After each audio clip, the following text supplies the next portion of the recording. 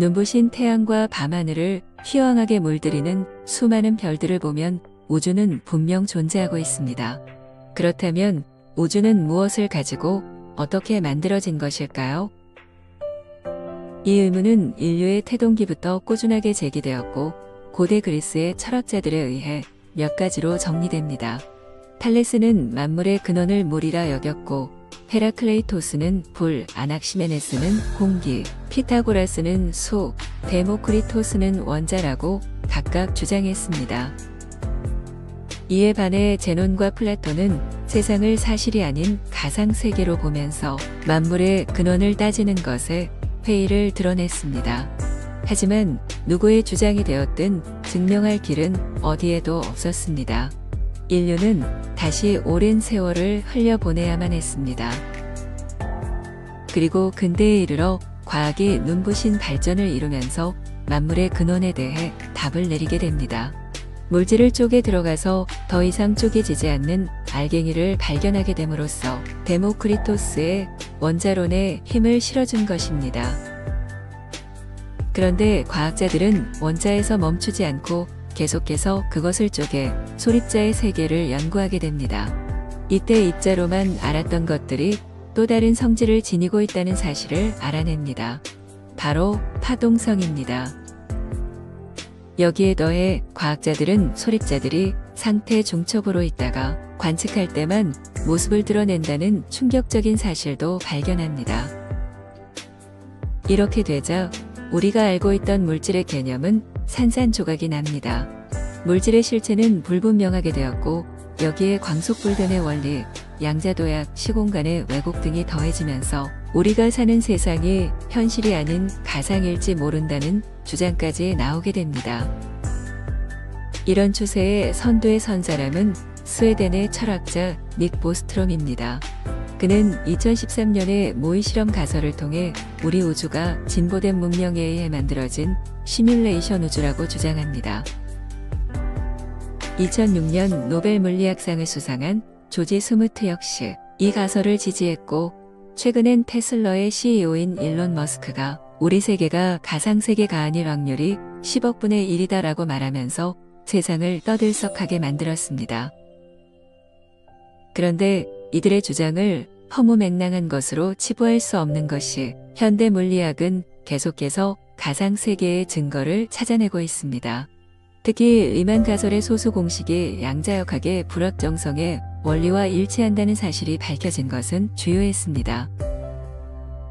여기서 소수는 창조주의 암호이며 우주의 설계도라는 주장이 나오고 적지 않은 과학자들이 우주는 수로 이루어졌다는 주장에 동조하기 시작합니다. 데모크리토스의 원자설은 저물고 피타고라스의 수가 샛별처럼 떠오르게 된 것입니다. 그런데 수를 좀 더 포괄적인 단어로 표현하면 정보가 됩니다. 정보가 만물의 근원이면 이 얘기는 삼라만상이 가상의 세계라는 뜻이 됩니다.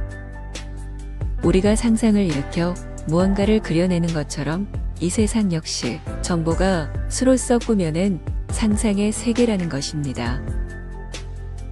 가령 정보가 소수의 불규칙성을 이용해 기초 공사를 하고 그 위에 허수로서 대들보를 세운 다음에 실수로 벽돌을 쌓고 다시 무한집합을 이용해 방수 공사를 한 뒤에 분수로서 인테리어를 마감한 집이 곧 우주인 것이지요. 그 크기가 138억 년에 이를 정도로 거대하지만 어찌되었건 우리는 이곳에 갇혀 꼼짝도 할 수 없게 되었습니다. 영화 큐브에 보면 5평 남짓한 정사각형의 감옥이 등장합니다.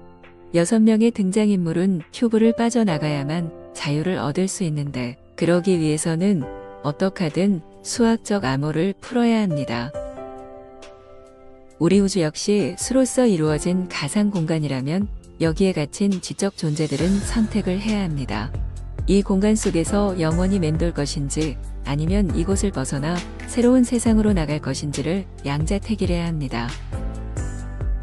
만일 우리가 속한 차원을 벗어나려 한다면 우리는 우주가 만들어 놓은 물리 법칙의 암호를 풀어야 합니다. 이것이 왜 중요한지는 아인슈타인의 말에서도 알 수 있습니다. 1952년 이스라엘은 아인슈타인에게 자국의 대통령에 취임해 줄 것을 요청합니다. 그런데 아인슈타인은 정치는 현재를 위한 것이지만 방정식은 영원을 위한 것이다 라고 말하며 단호히 거절합니다. 아인슈타인은 모든 물리법칙을 통일할 방정식을 찾아 암호를 푸는 일이 얼마나 중요한지를 알았던 것입니다. 그렇다면 어떻게 해야 암호를 풀 수 있을까요? 첫 번째는 과학과 수학을 고도로 발전시키는 것입니다. 과학에서는 계속해서 소립자의 세계를 연구해서 뭔가 실마리를 찾아 나가야 하고, 수학에서는 창조주의 설계도라는 소수의 비밀을 완전히 밝혀내야 합니다. 그런데 과학과 수학의 결과를 기다리려면 얼마나 오랜 세월이 걸릴지 모릅니다. 또한 과학과 수학에서 어떤 데이터를 찾아내더라도 그것이 암호에 대한 100% 해독이라고 자신할 수도 없습니다. 더군다나 기껏해야 100년을 사는 우리들에겐 시간적 여유가 너무 없습니다. 따라서 다른 방법으로 암호를 풀어야만 합니다. 그렇다면 먼저 그 암호를 푼 사람이 있었는지부터 따져봐야 합니다. 다행히도 신뢰할 수 있는 딱 한 사람이 있습니다. 바로 시다르타입니다. 그런데 시다르타는 생전에 언어의 부족으로 인해 암호를 푸는 법을 온전히 전해주지 못했습니다. 사실 이런 이유 때문에 한때 전법할 마음을 포기하기까지 했었으니까요. 아무튼 시다르타의 법은 제대로 전수되지 못했고, 이에 실망한 수행자들은 엉뚱한 곳을 기웃거리게 됩니다. 바로 힌두교에서 제시하는 열쇠입니다. 영화 큐브를 보면 암호 주변엔 늘 함정이 파여 있습니다. 마찬가지로 우리 우주는 차원을 벗어나지 못하도록 철저하게 함정을 둘러치고 있습니다. 이것들은 흔히 알려져 있는 참나, 진화, 불성 같은 것들로서 열쇠와 유사하게 생겨서 착각하기 쉽습니다. 특히 열반, 해탈, 산매 같은 시뮬레이션 공간은 마치 차원을 빠져나간 것 같은 기분에 도취하게 만듭니다. 그래서 한번 맛보면 더 이상 열쇠를 찾을 생각을 잊고 이곳에 푹 빠져 안주하게 됩니다.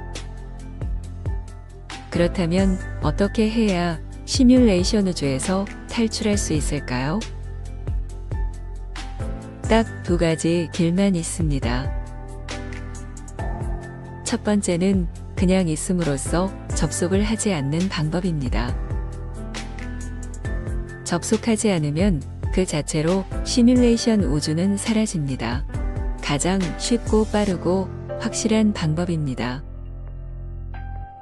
하지만 사람들은 절대 그냥 있으려 하지 않습니다. 더 정확히 말하면 그냥 있는 법을 모릅니다. 그래서 되는 대로 살거나 어떤 목적을 향해 정신없이 나아갑니다. 하지만 마치 늪에 빠진 것처럼 더 깊은 상념의 늪 속에 갇히게 됩니다. 그냥 깨닫는 것이 어려우면 두 번째 방법이 있습니다. 시뮬레이션 우주가 시작된 꼭지점을 찾으면 됩니다. 시뮬레이션 우주는 제1원인에서 버튼이 눌러지면서 생겨났습니다.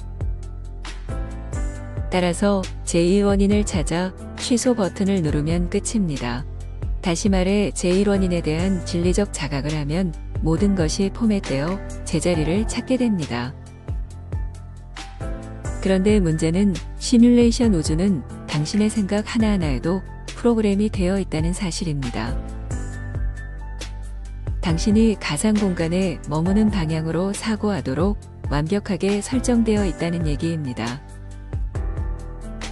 그래서 당신은 열쇠에 대한 얘기를 들어도 그것이 당신의 마음속에 들어가지 못합니다.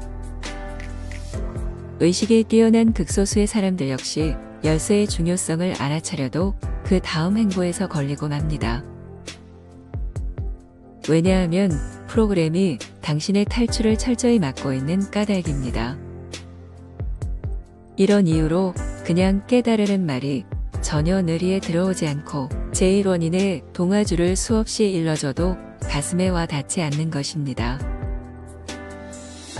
어찌되었건 당신에겐 두 갈래 길이 있습니다. 시뮬레이션 우주에서 그냥 안주하며 사는 것과 어떡하든 이곳에서 탈출하는 것입니다.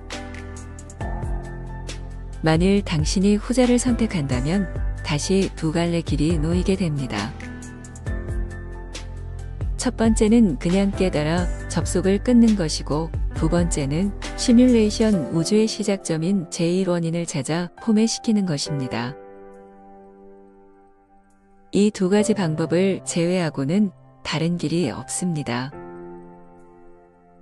특히 힌두교에서 전파한 참나, 진화, 불성 같은 미끼와 해탈, 열반, 삼매 같은 함정에 빠지면 영영 헤어날 길이 없습니다.